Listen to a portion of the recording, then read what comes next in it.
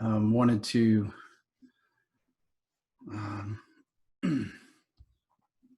I guess bring us to a little bit more of a realness to what happens a lot in lives. In this video that we just watched, we saw individuals reflect on the most important relationships they have in their lives, highlighting these people that mean everything to them.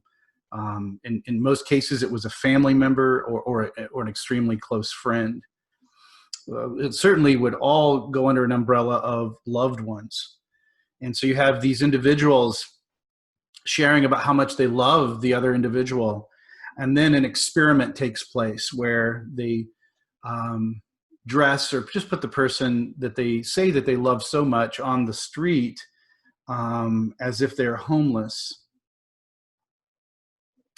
And then have them walk by not knowing that that's the loved one they just spoke so fondly of. And you all saw the reactions when they found out that they had ignored the very person that they said they loved. Now, we all have people in our lives that we love beyond what we can even express. I mean, people that we would do anything for. Persons, animals in some cases, but certainly there's that connection that we have that's so deep that we would give everything up for. We would sacrifice it all. And so you have that happening in that video that we watched, that the person that they said they loved the most was ignored by themselves, and they didn't realize they had done that. And obviously that affected them. I want us to do an exercise, though. I want us to close our eyes just for a moment, and I want us to think about a person or persons, a group or a person, an individual, that we love so much, more than any other perhaps, or so much that we would just do anything for. Just stop for a moment and think about it. And I'll be quiet as you begin to think about that person, as you begin to visualize their face, their expression, their very soul that you seem to know so well. Now open your eyes. Now let's think about how we as people interact in this world. We conveniently ignore people that are hurting the most because it is uncomfortable, and it almost obligates us to intervene in their suffering. And it's hard. It's hard to get wrapped up into people's lives. I'm guilty, by the way, of this just as much as anyone. I don't say that I'm any better at this. And I could be easily accused of passing on the buck when it comes to the suffering in other people's lives, of either trying to connect them to services or connect them with resources that I don't have, and trying to just really pass them on to someone else. I've done it so many times, I can't count it. We don't seem to see people as our own people. We see them as other, because we would treat them differently if we saw them as our own tribe, our own inner circle, our own relationships, our own friendships. No, we consider them part of another tribe, another group, an other. And just like the experiment we watched, we ourselves have passed on so many people that are in need. I know immediately the defenses kind of come up, and you may even ask me, you're like mentally asking me telepathically right now, Dan, do you really expect me to stop and help every single person I see in need around me? There's so many. And that's kind of our defensive mode that comes up. It's our way of kind of excusing our attitudes and behaviors. And my encouragement to you is not to even go there. Don't try to blame anyone or pass it off. Just for a moment, stop and think, how can we be better? How can I be better? The problem is we do not see the person. And that's the problem in this particular experiment that they did. The individual did not see the other person. We skirt by them or skirt around them. In many ways, they are indeed invisible to us. And if our sacred love for other people, for specific people in our lives, when we closed our eyes, that sacred love that we have for another somehow gets lost in the fray of the invisible, then we lose sight of even those that we love most. Their essence, their spirit, their soul gets lost among those we cannot see. In Matthew chapter 9, just as Will read for us, Jesus had his disciples go out among the invisible within their very own tribe of Israel or Judea, the outcasts, if you will, of their own people. He starts with them and he tells them so. He tells them to go and to find those that are sick, find those that are suffering from mental illness. And he says, go with them and share the good news, heal the sick, it says. Cast out the demons, it says. In other words, Jesus commands them to go out and to see those who have been marginalized by their own society. Open your eyes and see them and be with them. Do not ignore them anymore. I mean, this was pretty revolutionary. This challenge was just for their own race, their own religion, their own people. It was their own extended family. It was the rejected of their villages. This is who Jesus first sent them to teach them a very valuable lesson of seeing the invisible among them. I mean, it was amazing, and it was a first step. Jesus would later expand that scope. He would broaden it to include much, much more than just their tribe. He would extend it to love all people in all tribes and all religions. He would help them to deconstruct their preconceived, built-in prejudices and force them to face them head on, to see what they had at that point not necessarily wanted to see. To stop persecuting women and thinking them lower than men. Remember the woman who comes to break her alabaster jar at Jesus' feet?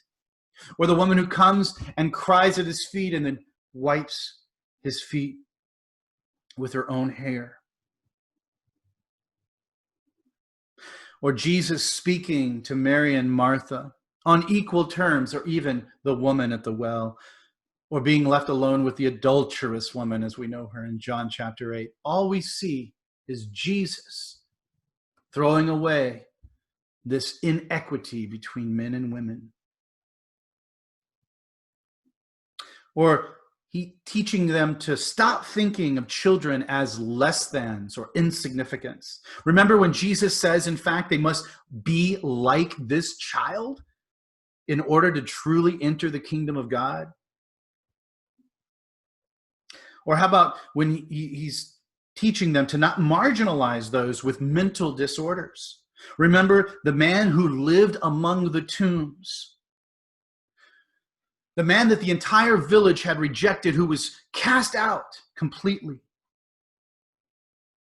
who comes to Jesus' feet as he's going into the town and begs Jesus to heal him.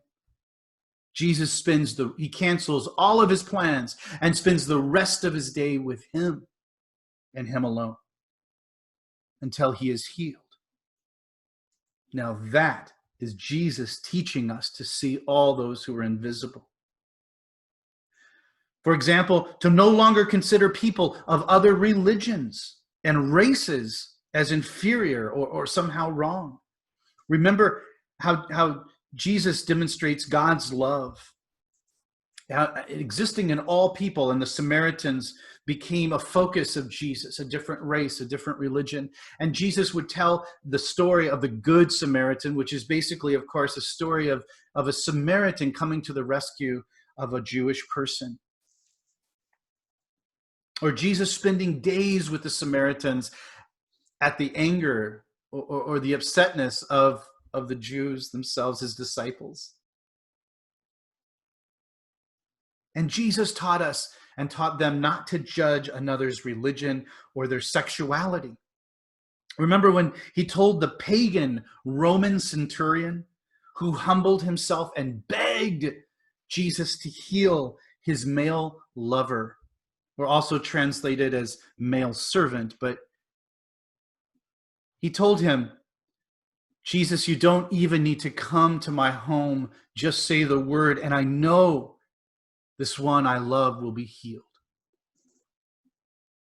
Jesus said, after he healed the man with a word, that there is no greater love in all of Israel, or no greater faith, sorry, in all of Israel that I have seen like this man's. Jesus saw the invisible.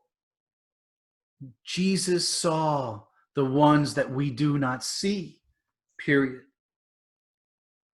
And when Jesus and his disciples preached of entering the kingdom of God or the kingdom of heaven, they weren't referring most often to something magical that you would enter into after you were dead in this life. Most of the time, they referred to a heaven on earth or a kingdom on earth. They were referring to God's kingdom here. They would say, the kingdom of God is either near or the kingdom of God has arrived. And in this kingdom was a place of love and mercy and compassion and peace, a place of justice, humility, and hope, and where all are seen. There was no invisible in this kingdom. In the epic 2009 film Avatar, one of my favorites, you may remember the moment when Jake, a human posing as an indigenous species on that planet, through the use of a fabricated robotic avatar, as it was called, when he is told by the female blue native, Neytiri, I see you. And that incredibly deep moment that brought tears to many of our eyes and somehow tugged on our heart in such an extreme way, if you've seen the film. When she says to him, I see you. There is a connection that is so deep because she sees beyond the blue, fabricated, artificial avatar that his soul or spirit or mind, his cerebral center was occupying. She could see beyond the physical and saw him for who he was. This kind of in-depth seeing of another is what we all long for. We want to be seen, and truly, I believe we all want to see. It's what Jesus exemplified during his time on earth, looking beyond the exterior over and over, the artificial, the social construct, and finding the person within. And unlike the futuristic science fiction movie like Avatar, we don't have to look into the future to find this, or into the imagination. It's here. And it's always been here. We have remnants of this thinking still here today, like in the ancient Sanskrit greeting, Namaste. I see the divine in you. Or even probably better yet, I see you. In order to truly see all those around us, we have to work at it. And to not acknowledge that is a fatal mistake. We have to work at this. When people are hurting all around us, there's a reason. And we need to spend time looking. Do not turn away. We have to open our eyes and look in order to see. This is the only way. We have to look. I'll give you an example.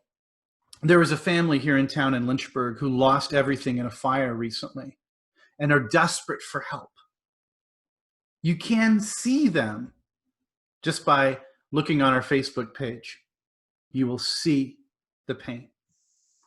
And I'm asking people to contribute. Please contribute a little something. They've lost it all.